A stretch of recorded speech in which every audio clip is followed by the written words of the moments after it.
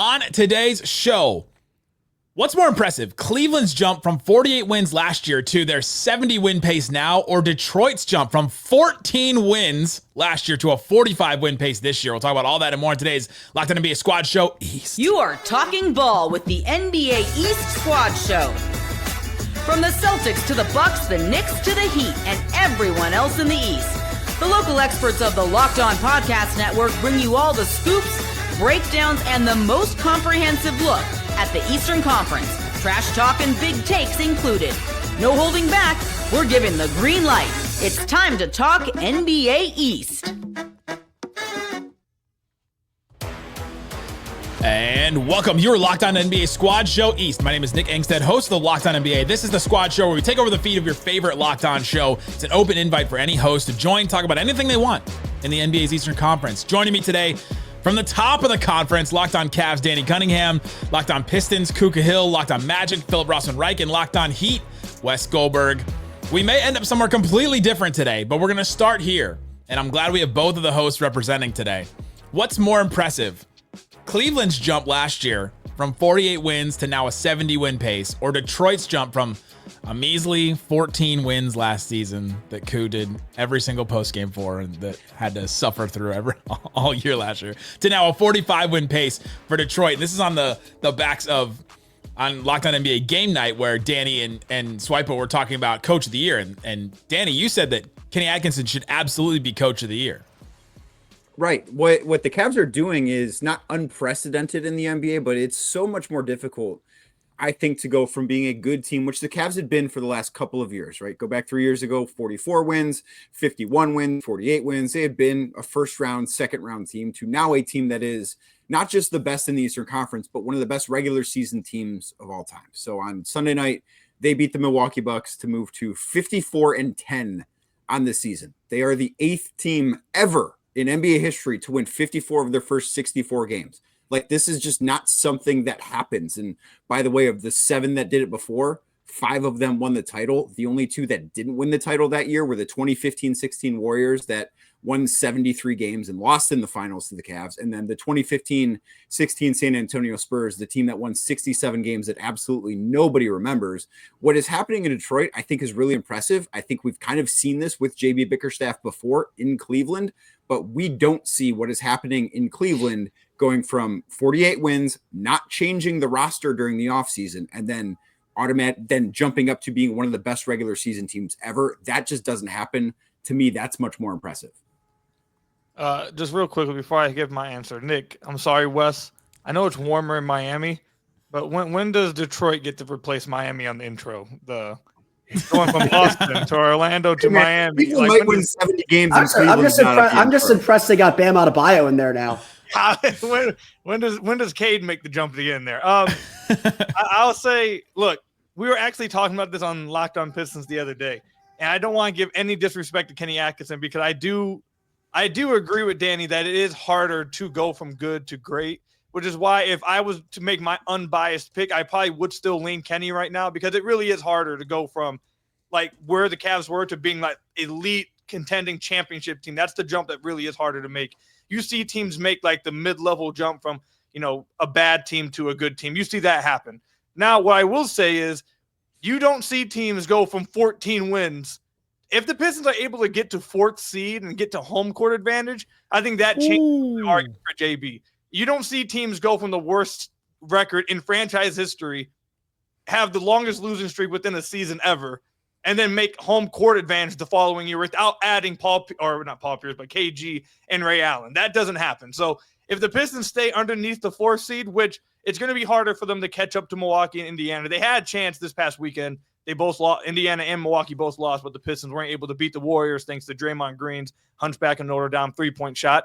But if they're able to catch up to Milwaukee at 4 and get that 4th seed, I think then the argument definitely is stronger for JB. But I think he has to get there to try to offset the going from great or going from good to legit championship team argument that Kenny has. I think when you look at Coach of the Year, and this is essentially what we're arguing here, usually comes down to, like, did that team just overperform in such a dramatic way And I think you have to look at the context of the history here. And this is why I'm leaning toward JB Bickerstaff. Cleveland was maybe not this good, but they were always better than their record. There was always an injury, like Darius Garland, Evan Mobley were out for extended periods of time. They were never like on the floor all at the same time for very, very long. And when they were among the East elite. Just nobody knew what that looked like over an extended period of time or over a longer period of time. What Detroit did was they had a young player in Cade Cunningham who was very injury prone. He's just kind of snake bitten with injuries early in his career. He's gotten all this criticism about his efficiency. Was he the right number one pick? Was he worth the max contract? And Detroit went out and got a bunch of veterans to kind of surround him with the right pieces and let this kid loose. It was no guarantee that Cade was going to be this, that the team, that the franchise should have this much faith in Cade. And not only has he delivered, all the moves that they made were right. They've all been in the right places. They've all bought in defensively, which I think was also a huge question. And going from 14 to 45 wins is just an insane leap. You're skipping steps in the process to get there. Cleveland was always on the precipice, maybe not of this, but of being a conference finalist contender. Yeah, I think there's two different questions happening here. Is it harder to make the leap that these individual teams made? And how much does that contribute to the coach of the year race? Right? Because with the Pistons, what they've done, a lot of that credit goes to Cade Cunningham and the leap that he's made as an individual player as well.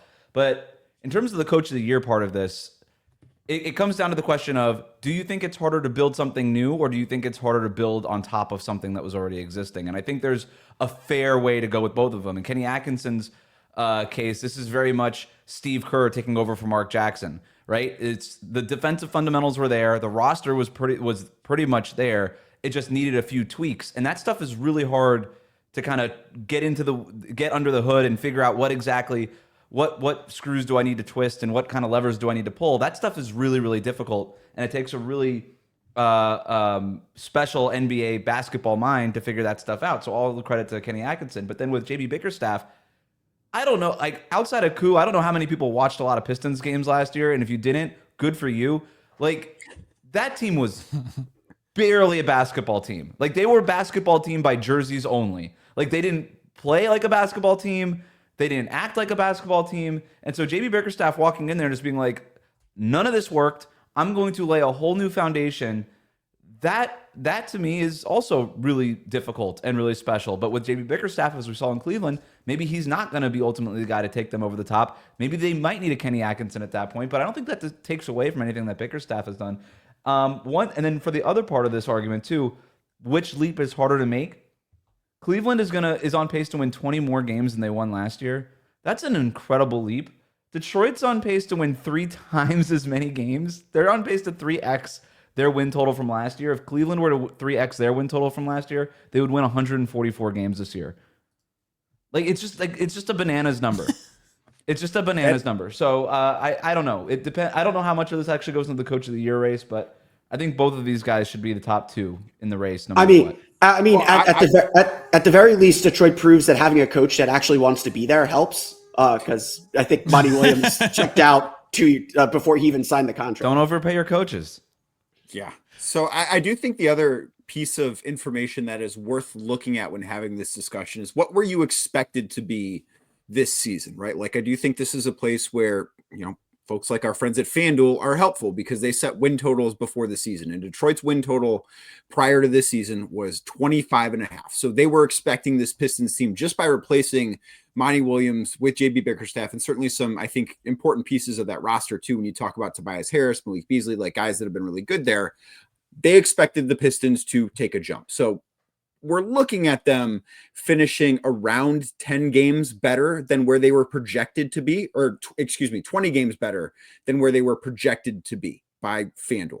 The Cavs were set at 48.5 by FanDuel. So they're also projected to finish about 20 games better than where a lot of people thought they would be. And I think that the 20 games better from 48 to 68 is a lot more impressive than 25 to 45. We see a team that has a win total or in that area really overachieve almost every year. We don't see a team that has a win total near 50 and overachieve the way the Cavs have every year.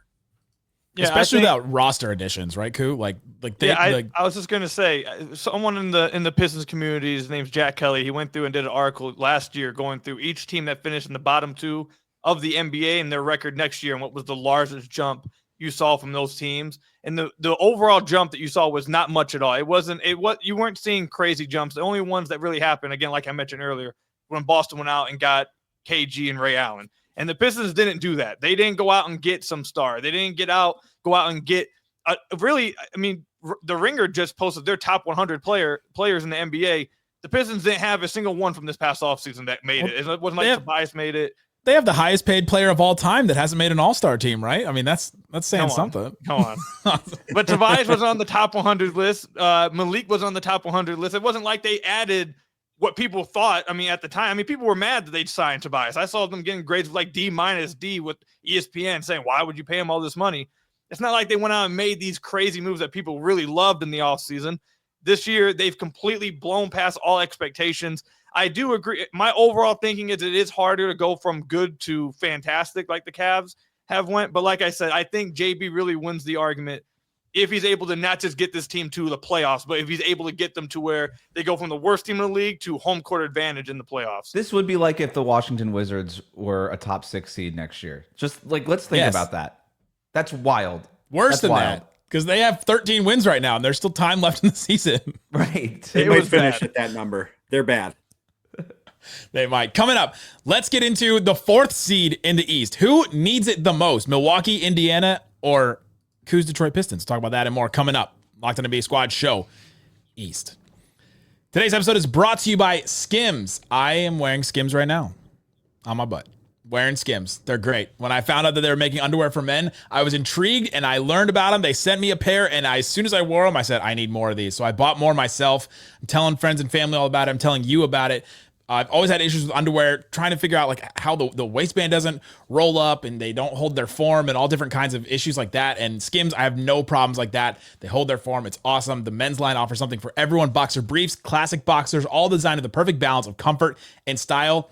Check out the Skims boxer brief. That's what I'm using right now. Shop Skims men's at skims.com/LockedOnNBA, SKIMS. Skims. They also have Skims stores as well, where they have men's products as well. Great gifts. They have all kinds of other stuff. So if you're looking for something for the lady in your life, they have all kinds of stuff there as well. Let them know that we sent you after you place an order. Select podcast in the survey and select our show in the drop-down menu that follows. Again, Skims men's at skims.com/LockedOnNBA.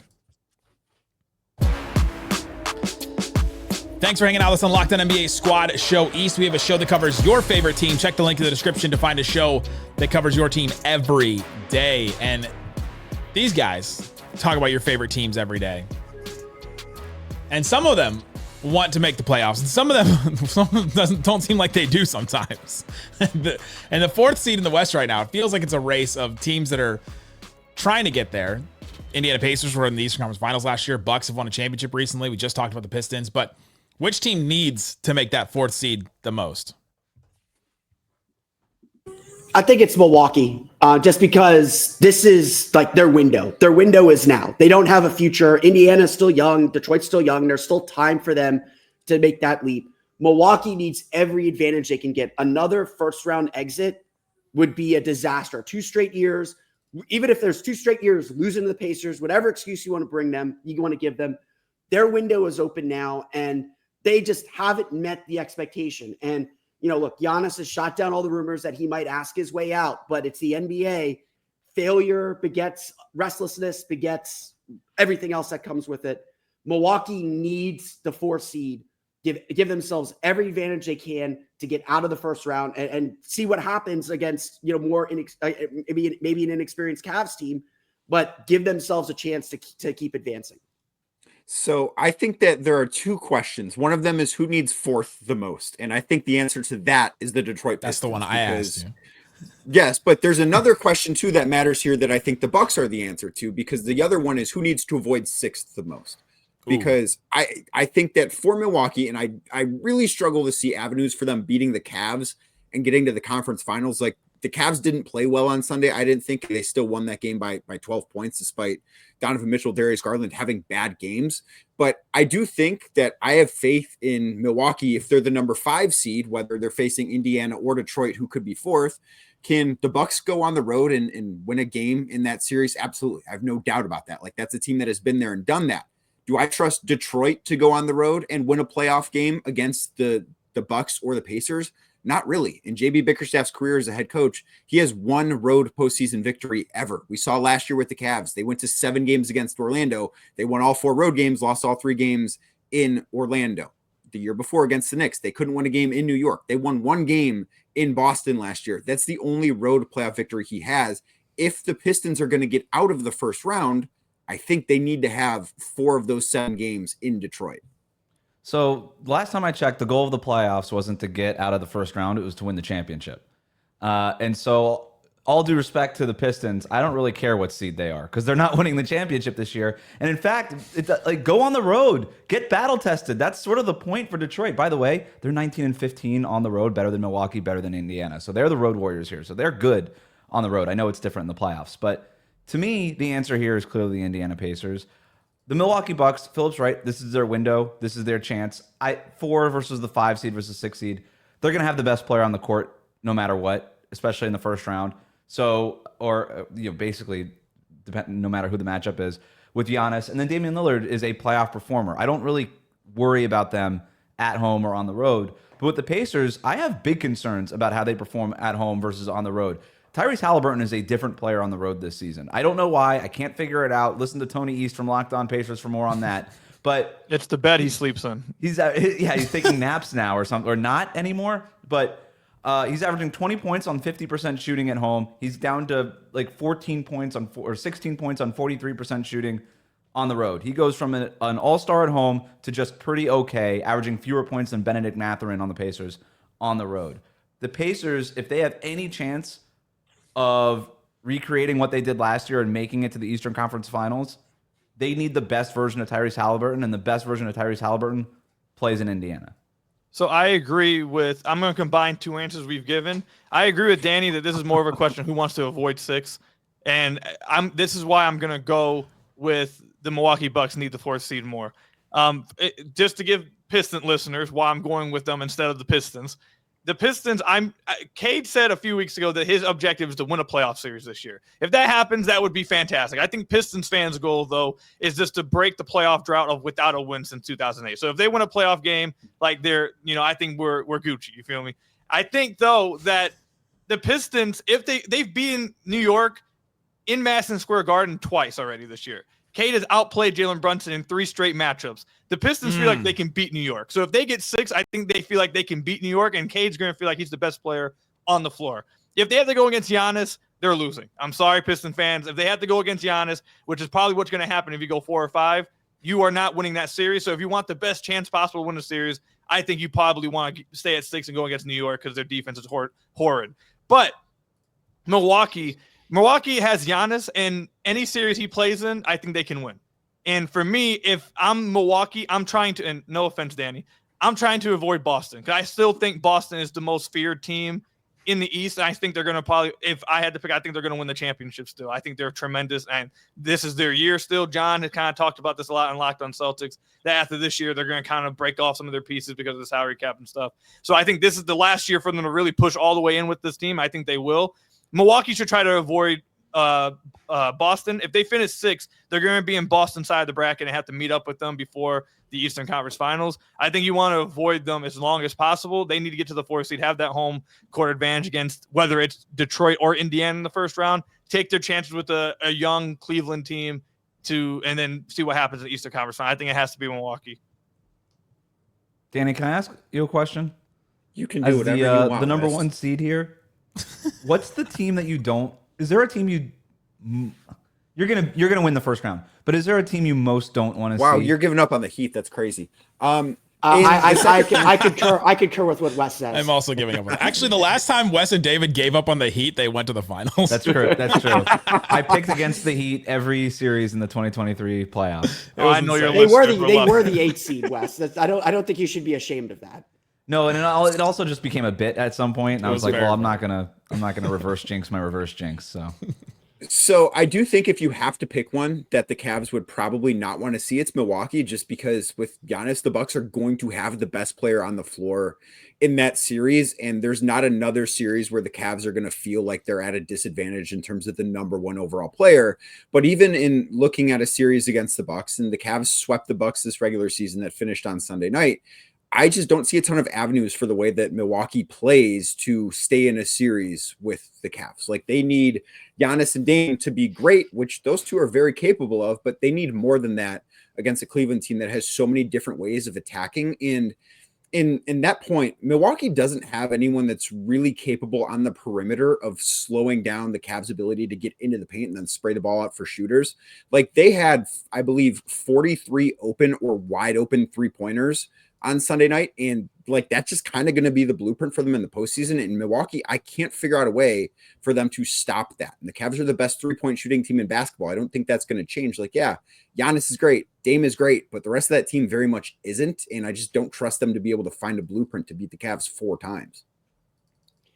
Kind of flipping the question on its head then, are the Pacers the team that most needs to be in that 4-5 series and avoid the 6? Because it feels like Indiana is the only team that like athletically can keep up with Cleveland's scoring pace if it comes down to that. We're getting Pacers Knicks again. Yeah, I mean, maybe, yeah. And then Pacers Celtics, which, Boston said Indiana was the toughest team they faced. So, as John says, like, Boston believed Indiana was the toughest team they faced, even though they swept that series. I don't remember who they played in the finals, so it doesn't matter. That team doesn't exist anymore. Yeah, so that team is no longer together. In looking at schedules, That's because the they rest traded of the way, Luka, right? No, they did okay. what? What? he's on the Lakers now, Nick. The financier? So in looking at schedules the rest of the way, Milwaukee has the toughest schedule left in the Eastern Conference. They have 19 games left.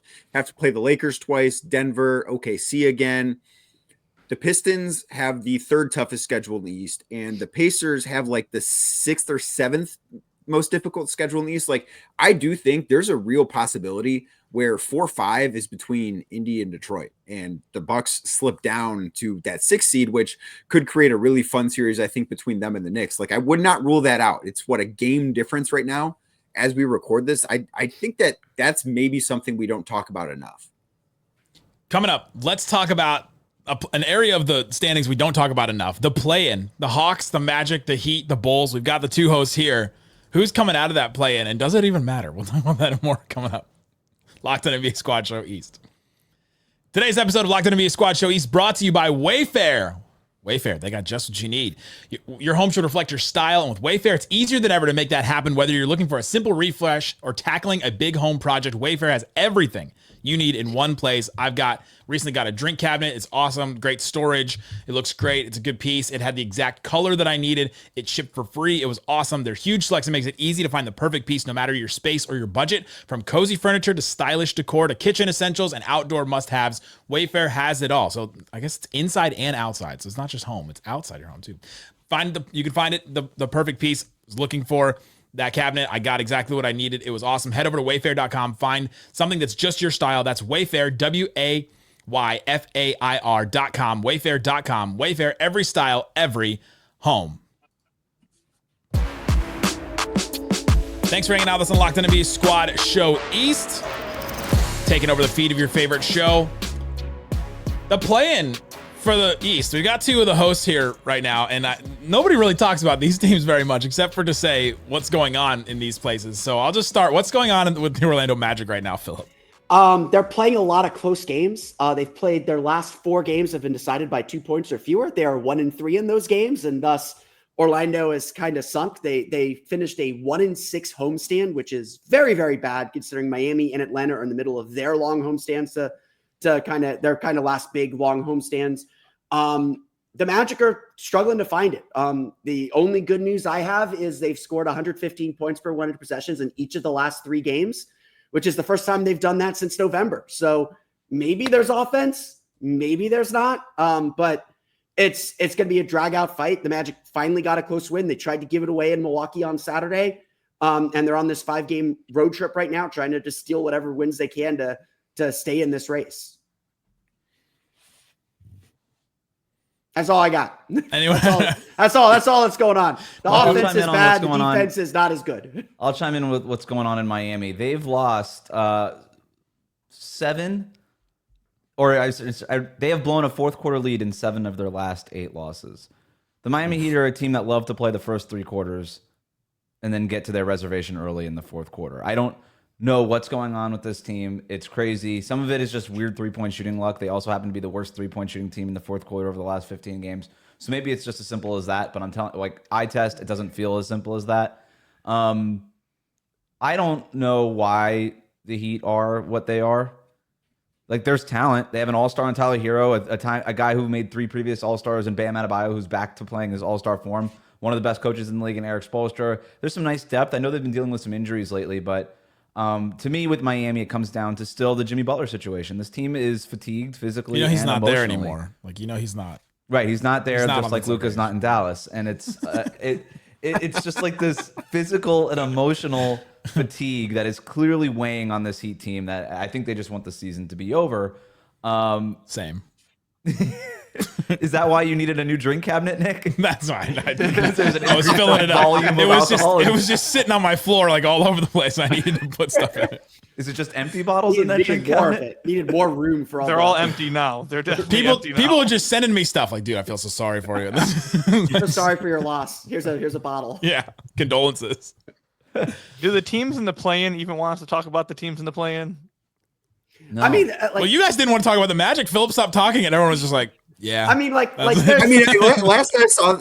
time I watched the Magic play a game, they lost by 40 to the Cavs. it's probably going to happen. It's probably going to happen last Sunday time, afternoon. and I'll see them again on Sunday in person when they're in Cleveland, and I don't expect that to go well for them either. It's like, as somebody who's going to watch a series between the number 1 seed Cavs and whoever wins the second play-in seed and play-in game and finishes 8th, like, none of these teams I think are appealing. Like, they all have very serious warts. The Magic, I know they've been good for 3 games, but they can't score. Miami, it just like it feels like a nightmare when the Heat come into town. Like, the vibes they felt so bad when Miami was in Cleveland on Wednesday night. It's just like, that team does not want to be playing in this basketball game. And I understand that they had a lot of guys out and they have the injury bug going around, but there are no good vibes, I think, at the bottom of the standings in the Eastern Conference. I think three of the 4 teams in the play-in expected to be not in the play-in this year in Atlanta, Orlando, and Miami. And I think in watching them, all 3 of them, you can tell that this season has not gone according to plan and they don't like it. Should they rename the play-in tournament in the East the Hawks, Heat, Bulls play-in tournament? Because it's always 3 of these teams in it. It's surprising the Raptors aren't in it. But because they usually are? Oh, yeah. Because they stink this year. Okay, they stink this year. No. So do the Bulls. The Bulls are going to lose 50 games. I was going to say, the Raptors are only 5 wins out of the play-in right now. I threw this out to you guys before we started recording. Nobody wants this. Nobody wants it. Just instead of a play-in tournament with a bunch of teams that nobody cares about, and to everybody's point, none of these teams really want their seasons to go on. Like, if you told them, hey, get rid of the last week, just go to the Bahamas right now, they'd be like, sick, done, not doing this. There's a lot of Western Conference teams who would like these spots. Let's just put it that way. They can have them. I don't know. The Suns are the one on the outside. I don't think. No, they I actually don't think so. Yeah, even in the West, get rid of the 10 seed. If you have a double digit in your seed, you shouldn't be involved in a chance to make the playoffs. They get rid of the 10 seed. Let the top 1 through 7 get in. 8 and 9 battle it out. 1 play-in game for it all. They send them to. And I'm not just talking about this year. Every year, nobody cares about who the 10 seed is, and it's ridiculous that they have an opportunity to make the playoffs, and they never do, by the way. So just get rid of it. It sucks. I have a question just to keep the Magic talk going. Philip, yes, I just want to ask you a question. How are you feeling right now about your pairing of Franz and Paolo? Love them. They're the only guys that are playing well right now. It's just like to Wes's point. At least in the Magic locker room, there is just this vibe of, we know where this is heading. We know what this franchise is going to do in the offseason. What's the point? Like, no one's saving their jobs. No one's like kind of cementing themselves on this team. We know what needs to be done. And even the front office, which is normally so tight-lipped, is kind of very much hinted that things are going to happen this offseason. And everyone's kind of struggling to find the motivation. But Paolo and Franz, look, they had these major injuries, oblique injuries or core injuries. They're tough to overcome. Paolo is just now starting to look like he did before the injury. I think since the All-Star break, he's averaging 25, 26, 27 points per game. He's like top 5 in league in scoring since the All-Star break. He's leading the league in free throw attempts per game after the All-Star break. He is starting to look like himself again, and that's carried the Magic through a lot of games. I mean, I know it's just the Toronto Raptors, but he had 22 points in the fourth quarter and nearly stole that game, if not for Jacoby Walter hitting a really tough 3 over Tristan da Silva. The Magic, I think, believe they have the hard part done. They've got 2 all-star level players. You can win a title with those 2 guys as your best 2 players? I think that's still to be determined. I think that's about their hard work is not done yet. The hard work is not done yet, but the easy part of like establishing that foundation and saying we have 2 guys that we believe we can build with for the short-term future. And if we need to flip one of them to get that super duper star to get us over the top, we'll see. They're still 23, 24, 25 years old. They're still so young. They'll give Paolo his max this summer. He deserves it. Franz has proven he deserves his max. I think they still feel like they're in a very good spot for the future. They just got to move around the deck chairs a little bit to make some offense because they just have no space to operate. If I may follow up with another question, Nick, if that's okay. So Phil, I know you have to be aware of a lot of the talk that's going around. I actually talked about it a little bit on game night, but I saw a lot of people in the Magic community talking about this and breaking down the whole Paolo versus Franz thing. Yep. I'm not going to ask you who's the best player. I'm not going to ask you should they trade one of the 2. I'm going to ask you this though. Do you think the Magic need to change how they play and change the structure of who's at the top of their offense in moving forward? Because it seems like that they're better, at least from the outside looking in. It seems like they're better by a Franz-led offense that has more ball movement, more driving and kicking, and more, open threes generated than a high usage. He's been inefficient, but he has some juice.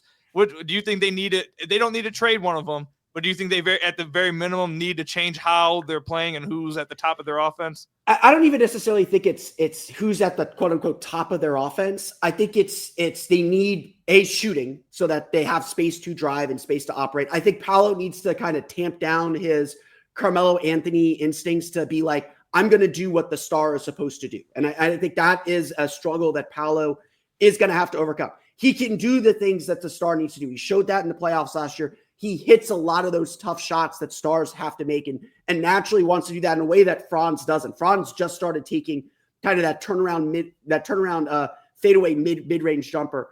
But I do think the Magic need to change a little bit of the structure of their offense. It's been very read-based. It's been Paolo on the ball. It's been him making a lot of decisions, and he doesn't always make the right decisions, and he doesn't always do the right things. And I think they need to move Paolo around a little bit more. They've been doing this a little bit more lately, where they have him as the screener. They have him catching the ball on the roll, on the move, kind of getting downhill before he uses his dribble. They need to do more of that, and that's kind of where Jamal Mosley, speaking of former Coach of the Year candidates, Jamal Mosley has definitely come up short this year. He hasn't put Paolo in the best position to succeed. Some of it is the roster is just extremely limited. They have no one else especially after Jalen Suggs went out, who can attack off the dribble. They just don't have a lot of offensive options. So they've had to use Paolo and Franz in specific ways, and they need offensive help. I mean, I come on to a lot of my episodes and say it's the shooting. Like, what else is there to say? They need to make shots. Everything else gets unlocked if they can make shots, and I think that's ultimately the next level for Paolo is get him some shooting around him so that he can have space to operate and be the best version of himself. Can they add offense? Can the Pistons make it into the playoffs and do what Cade Cunningham said and win a playoff series? Can the Cavs be a historic team like Danny Cunningham asserts that they are? And can the Heat figure out what they want to do in life? Well, you can hear all that on all these different shows all the time. Great stuff every single day. Go check out the newsletters, LockedOnDaily.com, to subscribe to your favorite team's newsletter. Thanks so much for hanging out with us on Locked On NBA Squad Show East.